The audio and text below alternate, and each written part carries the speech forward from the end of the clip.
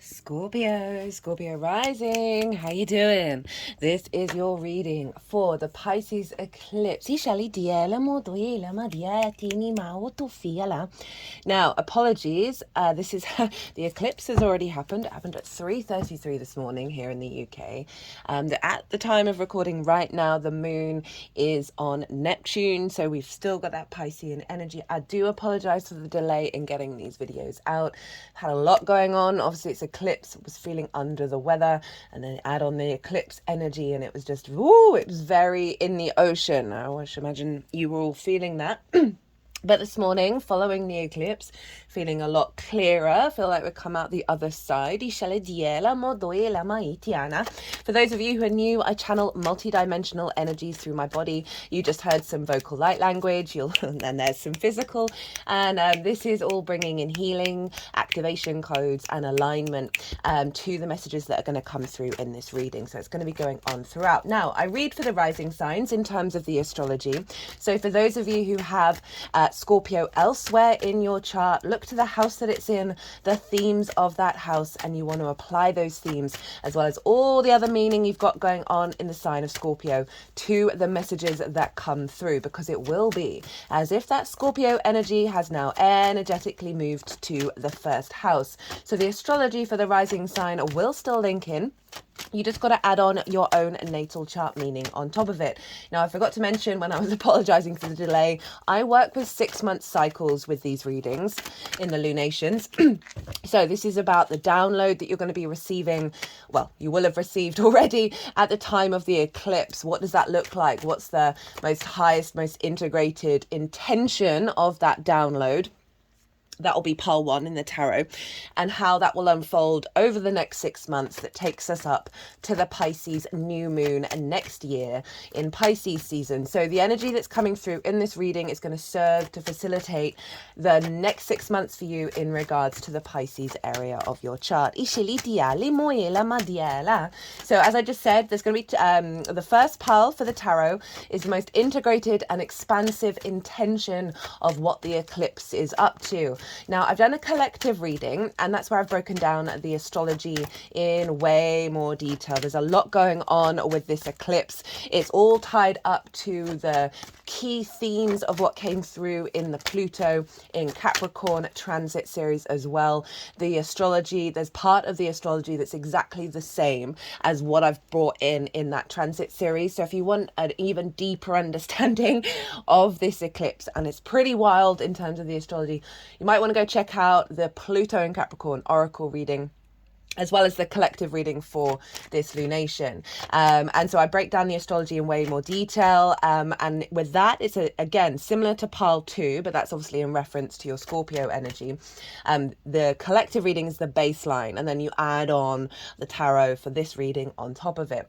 And so, as I said earlier, I like to tap into the most integrated and expansive energy of any transit, because then you can apply what that intention is to any situation in your life, whether it's a blessing or a challenge, or if you're feeling confused about what's going on, you can go, okay, well, this is the intention behind that confusion. And then through your own autonomy, you're going to be able to understand how to apply it. And also did a collective tarot reading. That was beautiful. So many cups came through in that reading. And just the overall message is glorious for that eclipse, even though it may have been quite heavy in the lead up to it. Now, pile 2 is how to work with the energy, with the intention, how to amplify it, what to focus on during the next 6 months to help you really facilitate your experience. I will be pulling 2 oracle cards as well when I've finished pulling this tarot. So I'm going to be shuffling these cards as I'm talking about the astrology. Now, where is this happening for you, Scorpio rising? It's happening in your 5th house of your creation energy. It's a fellow water sign, so it's trining your Scorpio energy. Very supportive, very inspirational. It's about faith and knowing, expansion, and also there's a generosity of spirit, because a trine is ruled by Jupiter, and Jupiter is what the greater benefic. It's the carrot, not the stick. A trine, itoi lama diela. So the 5th house of your creation energy. It's the house of joy, and this is where amusement, play, games, the pleasure energy in your life, children, both literal children, children you work with, your inner child, and figurative children, such as your inner child, and creative things you birth into the world. It is also about romance and dating.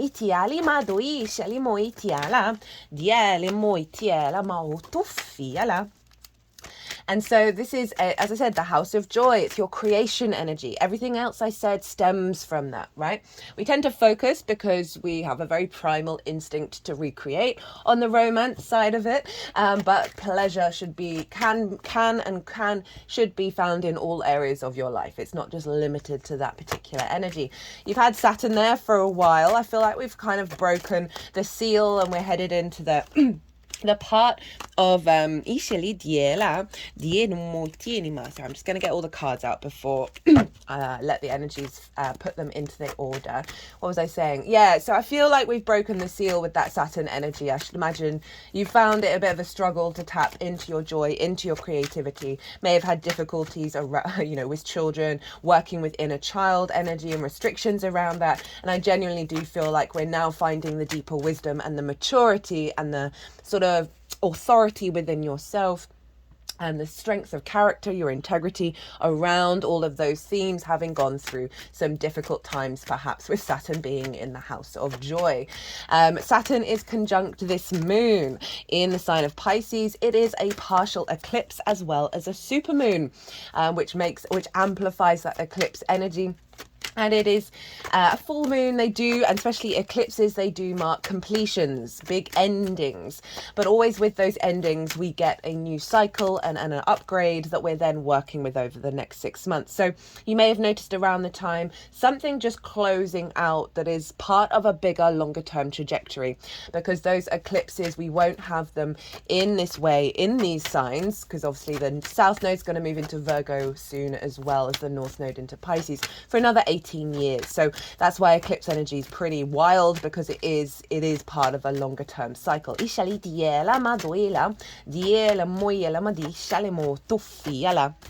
And so we have that beautiful moon, very sort of psychic, very soft, very sort of open to the magic of the universe, right? Pisces is the last sign in the zodiac. There's a very sort of karmic energy about it. It is the collective emotional body. So there is potentially, you may have felt in the lead up to this eclipse, quite overwhelmed with your emotions, overwhelmed, maybe drained. I often find with full moons, it highlights where you're headed and also what you're closing out. So you may have had some sort of bigger, difficult energies show up in the lead up to this eclipse, because it is getting cleared out, where you are really realigning to a greater power within yourself when it comes to your understanding your own creation energy. The axis of Virgo and Pisces, I always link into practical magic. And to add on that theme with the astrology, it's huge. It's essentially the main collective message that came through in that collective reading was our capacity to intuitively connect to the crystalline grid. Now, the crystalline grid is, it's already here, but we are amplifying it, the raising of our collective consciousness. We are shifting more into tapping into naturally that crystalline grid that is more an integrated, expansive frequency that we are as part of our future evolution, rather than tapping naturally into the heavier, denser, more trauma, karma related cycles. I can really see this as a liberation of your creation energy that goes beyond the practical, rational mind of Virgo and really facilitates our capacity to perceive the information around us that serves working with the magic, working with the miracles, and really harnessing your sort of psychic tendencies and your creation energy. Because the moon is also conjunct to Neptune. And so let's talk very quickly about the Pluto, Neptune, Uranus formation. Now, this is the astrology that I said is in the Pluto transit. So as I said, if you want to go deeper on that, and that is huge. That's wild. They're all sextiling and trining one another, the 3 outer planets. It's huge.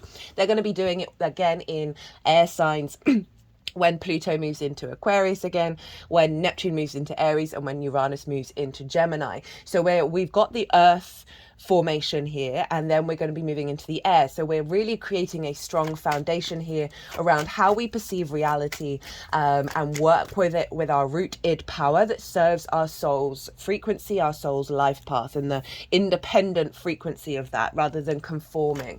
And it's in those earth signs. So it is about building and nourishing and nurturing, observing, and this flow state that we then emerge from. With through the action. So this is a real recalibration of our understanding, in our knowing around the capacity to work with the magic, right? Which is deemed non-rational. Just watched something on Danny Jones's podcast, a very interesting guy about aliens, and he was very rational and very pragmatic, and I can understand why they need to be so in order to make it more scientifically available to the greater collective. But you know, there wasn't so much of the spiritual, there wasn't so much of the awareness of the unknown, and how there's just the layers of our capacity to work with that. And so there is this reconnection back to back to trust, and getting out of our way in regards to, well, oh, that doesn't make sense, or that couldn't possibly be true. We're allowing ourselves to surrender with all this yin energy to that magic that is rational. We just don't have the answers to it in our current framework. Some of you out there may do. Comment below if you've got any ideas. But this is a real harnessing of your creation energy in regards to that sort of non-linear, fluky, synchronistic Piscean energy, the activation of a dream. Oh, they like that one. And so the moon is making aspects with Pluto, with Neptune, and with Uranus. And so we've really got a very strong foundation with this moon of our capacity to be intuitively guided and driven by this tapping into this not new, but being able to access this higher frequency. And so you've got that in your intuition around your creativity, around your joy, around your pleasure. You know, that creation energy is one of the most powerful things that we have. And everything that we do is pure creation. And this is happening in a very stabilized but open surrender energy, right? So I can see a real activation of your capacity to harness your hopes, an elevation of your hopes and your dreams. That's the Virgo energy. And that is forming into your intuitive guidance around what brings you joy, how to get creative around it, how to, you know, really find the pleasure in existence that is in alignment with the elevation of your hopes and your dreams. I can also see in regards to the 11th house, that's where Virgo is. It's hopes and dreams, friends, groups and alliances, and reaping the benefits from your 10th house. That there can be a real strengthening around your capacity to find more space for joy and play and fun and amusement by an illumination of the benefits that you're reaping from your 10th house. It's giving you more space to play, right? And really bringing that into harmony. You know, for some of you, it may be having more free time or having more resources in order to strengthen your playtime. I also could see this is a combination of your creative energy, your sort of your more of that sort of undulating sensitivity and emotional awareness of that Pisces energy being in the 5th house, being accessible to your when you're interacting with groups, right? Bigger groups, right? So for some of you, this may be perhaps the creative work that you do through finding more pleasure and joy in regards to your 10th house that is then being more accessible to bigger groups. So for some of you, you may do creative things in alignment for your work that more people are going to have access to that. You may get more commissions, which may then mean you can have more fun.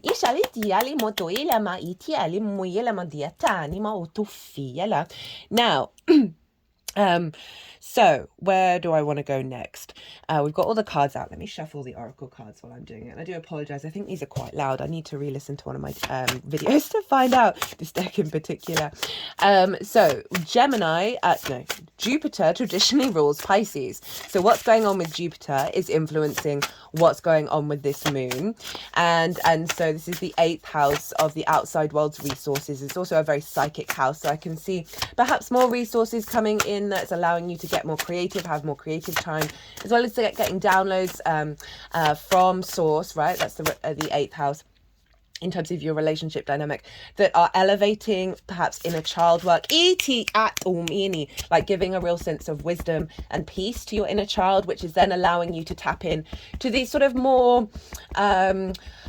areas of existence and magic that you don't necessarily have control over, right? Sometimes our inner child can get a little bit overwhelmed and a little bit nervous. There may be some blockages that you had as a child. I had a reading done, I think it was a year ago, where the reader told me, via my higher self, that when I was a child, I used to be able to see spirits. And then an adult told me they didn't exist. She didn't know which adult it was. That then it switched it off in my brain. So maybe something around that that's sort of alleviating the wounds of the inner child, that's allowing you to find more joy and find more creativity. Now, Mercury rules Gemini. And so we want to look to where Mercury is, because Mercury is influencing Jupiter and therefore influencing this moon. Now, Mercury is in Virgo, which it also rules. It's exalted in Virgo.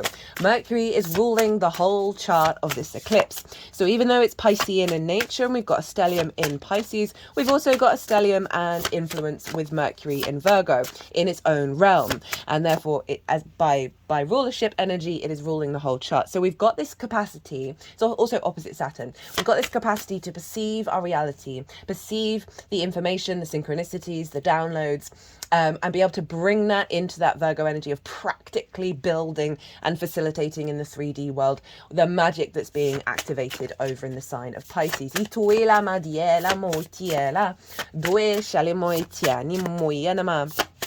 So we're going to be able to observe without the blockages of the rational, therefore that doesn't exist, that doesn't work.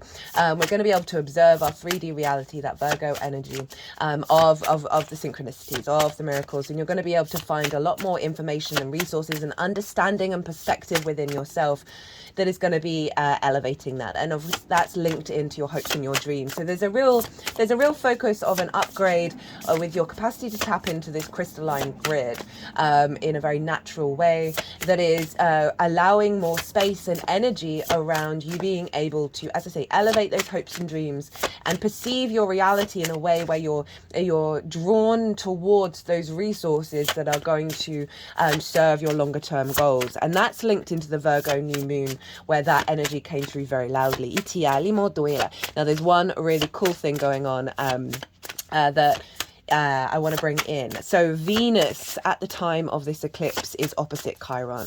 Now, interestingly, obviously, Venus is ruling the South Node, because the nodes are still in Aries and Libra. So it's pulling this energy of this Pisces upgrade into what we've been working on with the Libra Aries energy, in terms of the activation of the autonomy of the individual, who can still interact with grace and favor within society without losing its own autonomy. Now, Chiron is in Aries. Wounds around heading into new territory has definitely been the energy with Chiron in Aries, around autonomy, around our independence. Now, Venus is opposite that. So I have mentioned for the signs that there may be a chance, there may be imprints that are happening over the next 6 months, or situations that are to do with old imprints around the feminine energy in your life, potentially blocking your autonomy, or feeling very separate from that feminine energy within yourself. Now, that may not be for all of you, but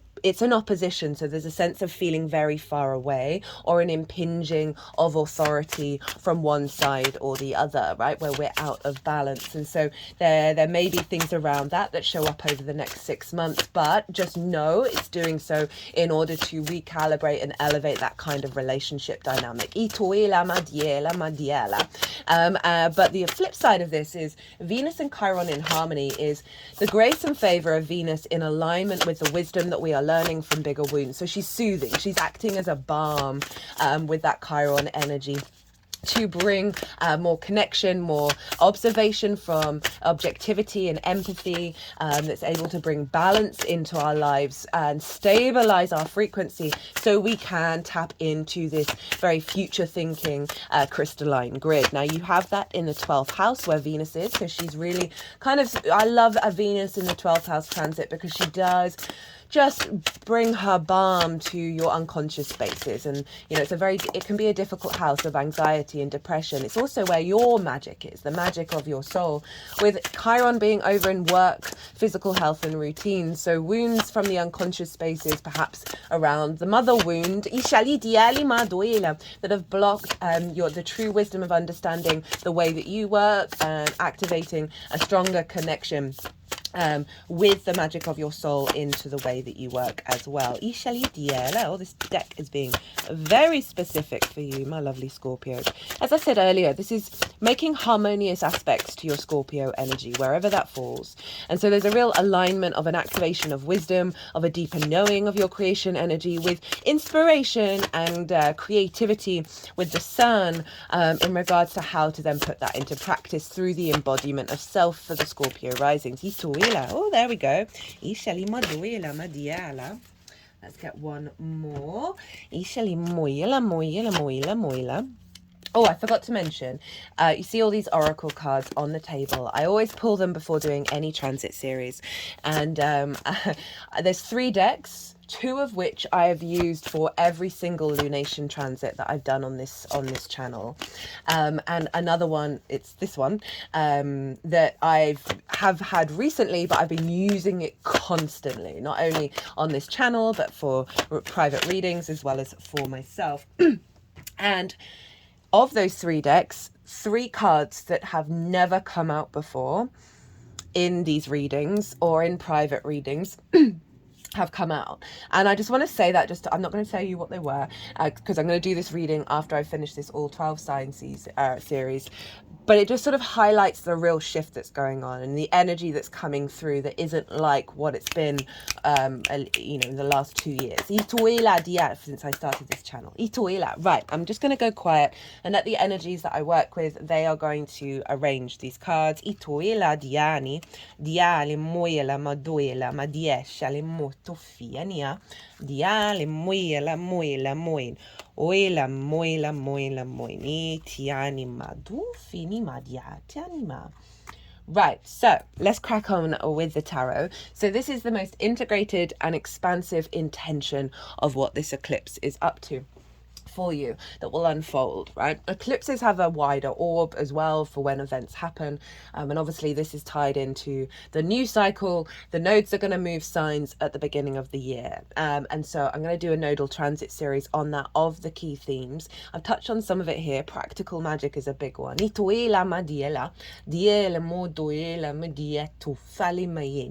amongst other things. So this is kind of like it's setting us up for that bigger shift by laying down this foundation for us to tap into a very clear frequency that is going to serve our capacity to engage in this environment without losing the magic of it all. Okay, so we have the Hanged Man, hello Neptune. We have Judgment, hello Pluto. We have the Six of Pentacles. Now for me, this is often always a Saturn card. And then we have the Page of Swords. So the intention of this moon is to get you into a higher perspective, right? The Hanged Man is a kind of a pause card. This is about surrendering your understanding of reality in order for a higher frequency, a higher perspective to come in. This is the only card in tarot rainbow that has a halo. And this represents a symbol of enlightenment, right? Of being closer to source. And so there is this element of this full moon that's coming in, is bringing in your capacity, one, to be able to surrender more, which is great, because when we do that, then our true nature comes through, when we get out of the way of ourselves, to surrender more and be more in a flow state, to receive, as well as an elevation of your perspective that's more in alignment with source in regards to your creation energy. As I said, this can be healing wounds around the inner child, healing wounds around addiction. We get a lot of addiction in the 5th house because it's all about fun, isn't it? And a lot of those addictive things start off as fun. This can be about an elevation of wounds around romance and dating, around pleasure, around your creativity and your capacity to create. This is really elevating all of those sort of shadow sides, as well as bringing in a heightened understanding of your capacity to connect to source, right? That you do have a divine relationship. I've never really said that before about the Hanged Man. And really a higher spiritual connection to your creation energy as well. And then we have judgment. And this is an ascension energy, right? So with this surrender is coming an ascension. It's kind of linked in to what I was just saying, and my brain, I had completely forgotten what these cards were. When I'm doing that kind of channeling, just everything else disappears. So these are the dead. They are grey. They are the colour of the hermit. And these can be old versions of yourself, ancestors, past life energy that have suffered a great wound, whatever that wound is. And that energy can get stuck here, can get stuck within us. It creates entanglement rather than flow. And it's often why certain situations happen in our lifetimes and with our relationships with other people. Therefore, in fact, I mean, they've got everything to do with us, but they can be wounds from the past, as well as old versions of self. And this angelic frequency is raising this energy up and turning them grey and bringing in wisdom. So there's a massive release and ascension of stuck energy.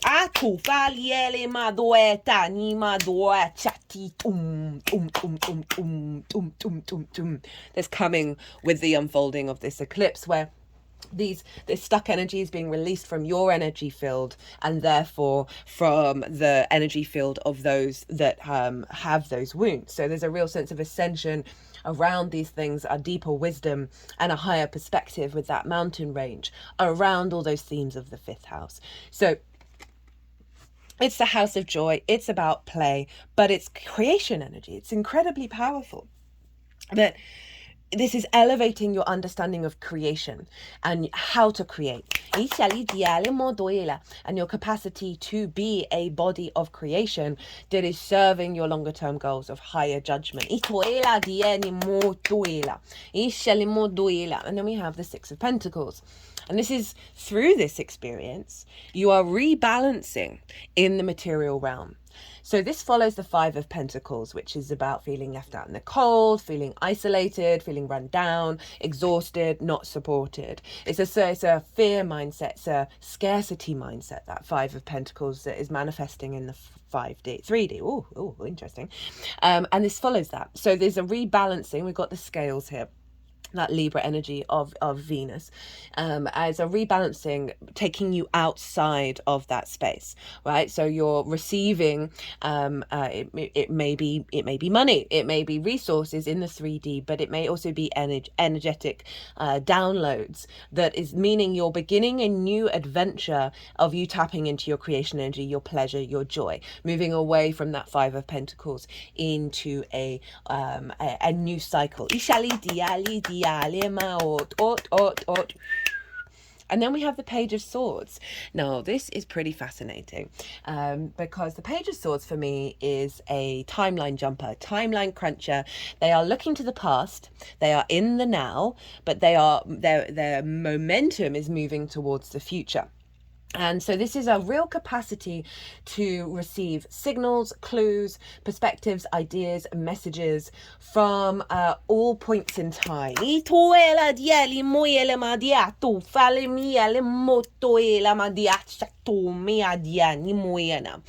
The Page of Swords is also quite pragmatic, right? They're kind of swords can be very objective. So this is now no longer looking at the past in fear, and no longer being governed by past timelines, because you're bringing in the capacity of being in a sort of an energy where you are released from it. And your capacity to engage with inspiration from the past, intuition from the future, and bring it into your present day. And again, having the inspiration, the ideas to get creative, to communicate in ways that are very active. What I'm getting is activating the magic in other people's through the clarity in which you're able to express. It may just be like simple sentences that are facilitating not only your expansion but also that of those around you. That group energy over in the 11th, where the Virgo energy is, as well as getting support from the ancestors, from your future incarnate energy, around your hopes and your dreams. We've got that Ace of Wands at the bottom of the deck.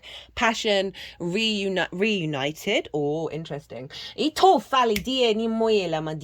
are blocks to access this from certain timelines that is being released, and it's bringing in your fire in a lot more unique, sovereign, renewed, active energy. It's very virile in its nature. It's very transformative, very creative, very passionate with this Ace of Wands. Really, really like that energy. And that was an interesting channel that just came through.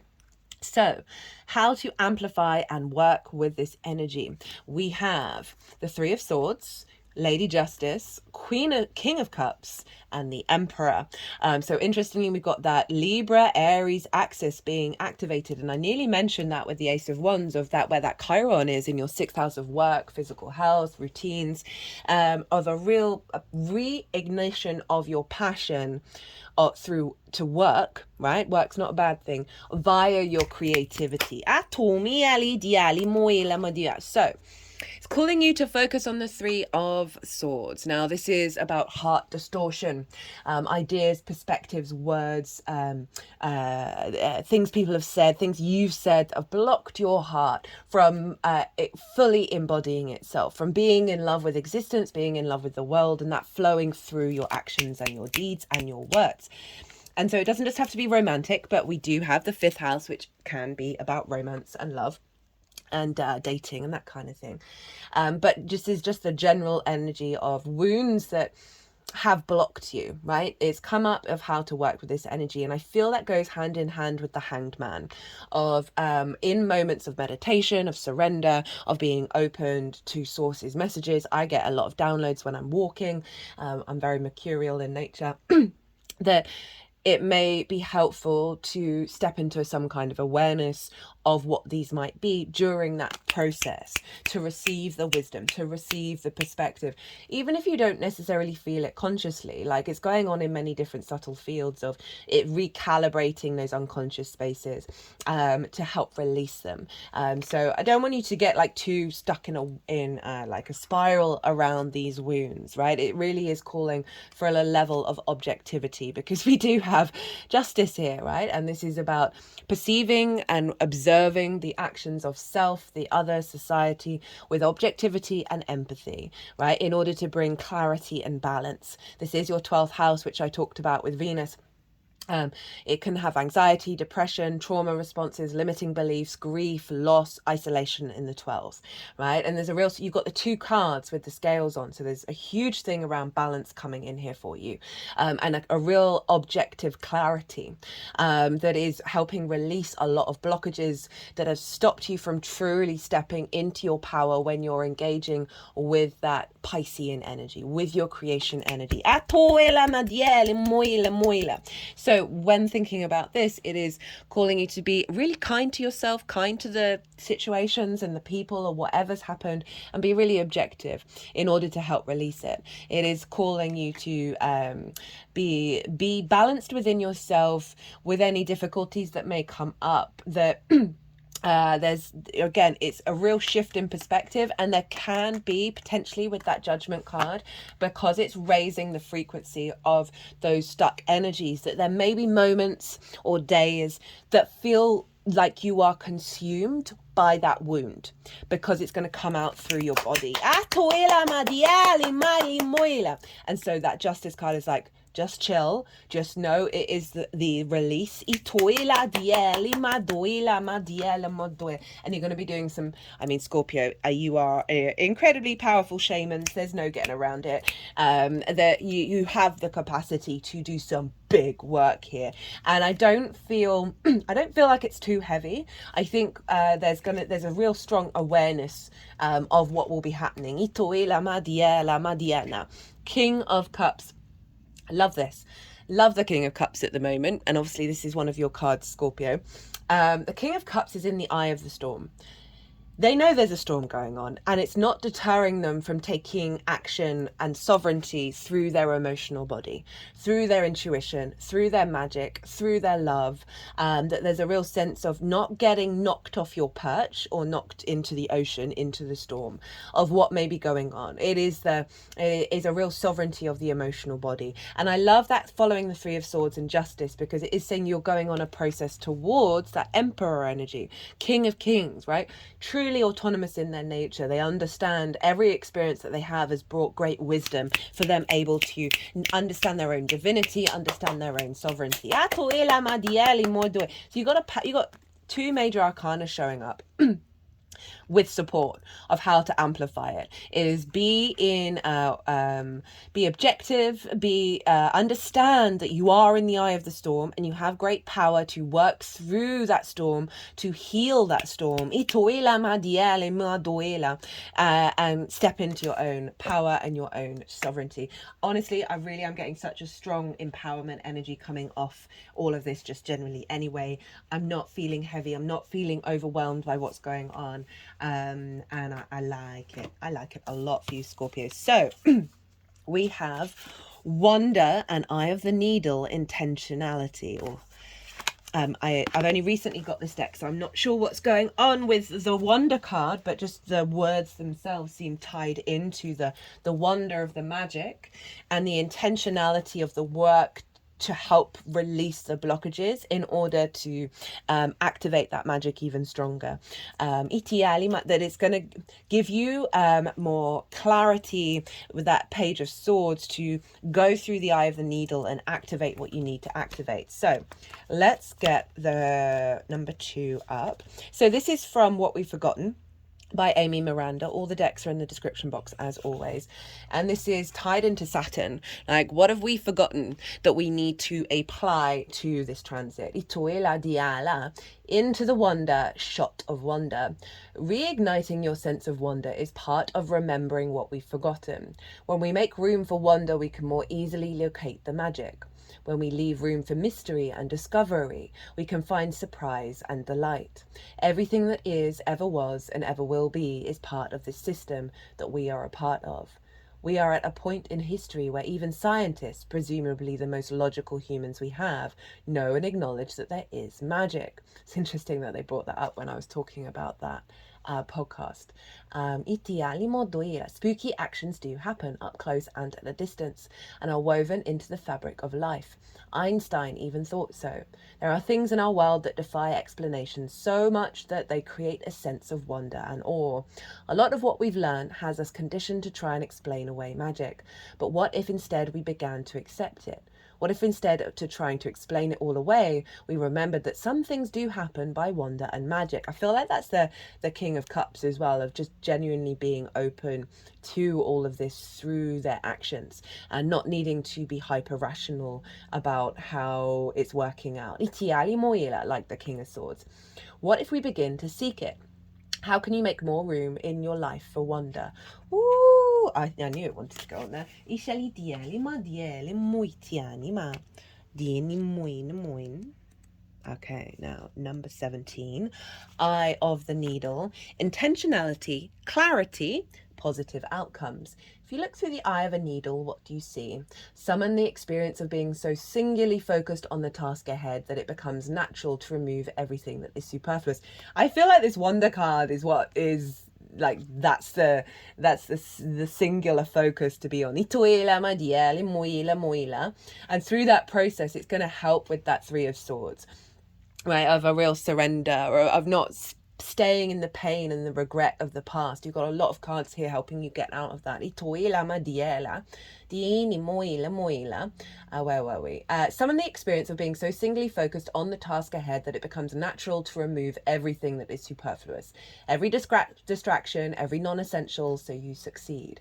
What is, in this case, the definition of success? In order for the threading of the needle to happen, everything not in alignment with your goal, hello, 11th house, needs to go. This is the only way you'll get what you need, shrewd discernment, the willingness to winnow down the needle thread connection to its essence. The eye of the needle looks so tiny, but once your intention threads through it, a vast opportunity is presented on the other side. The needle can mend, can sew things together to make something meaningful and new. You're experiencing success right now. Stay true to your desires, to the work you need to accomplish, so you are laser focused on the experience of creating and manifesting. The outcome is assured by divine forces. Ooh, Scorpio. Right, I'm going to leave it at that. I hope this resonated. I hope you enjoyed the video. If you did, it would give me great joy if you hit that like button. If you want a personal reading, all my details are everywhere, perhaps to go deeper on this reading. Other than that, Scorpio, be good to yourselves, be good to those around you, safe travels, and be well until we meet again.